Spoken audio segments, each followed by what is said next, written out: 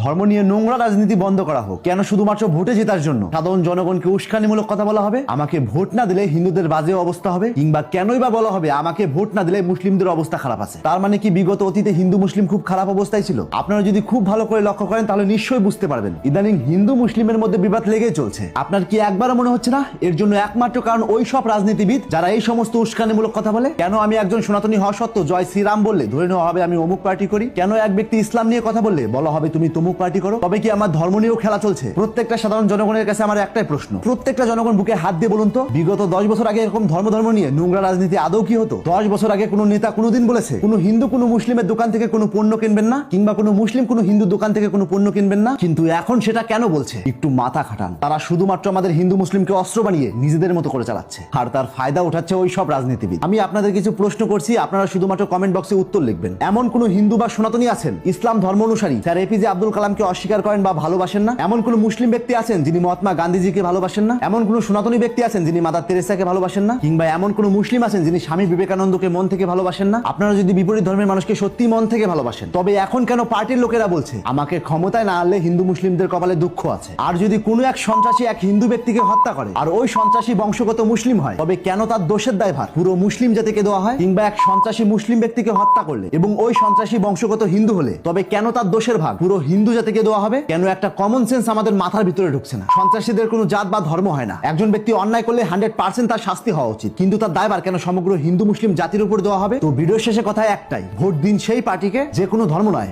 মানবতায় বিশ্বাসী, যে দেশের জন্য ভাবে, দেশের প্রত্যেকটা মানুষের জন্য ভাবে। মনে রাখবেন এই ধর্ম লড়াইয়ে কোনো নেতা মন্ত্রী বা কোনো নেতা মন্ত্রীর সন্তানেরা মারা যায় না, তারা মহানন্দে বিদেশে গিয়ে নিজের কেরিয়ার করছে, আর যা ক্ষয়ক্ষতি হচ্ছে তা আমাদের সাধারণ জনগণের। আর একটা বাংলায় প্রবাদ বাক্য আছে, রাজায় রাজায় যুদ্ধ হয় উল খাগড়ার প্রাণ যায়। এইসব রাজারা হলেন নেতা মন্ত্রীরা, আর উল খাগড়া হলো আমাদের মতো সাধারণ মানুষ। তাই আজ থেকে চোখ খুলুন আর এরকম ইন্টারেস্টিং ভিডিও প্রতিনিয়ত পাওয়ার জন্য তাপস এক্সপ্লোরার পেজটিতে ফলো দিয়ে রাখুন।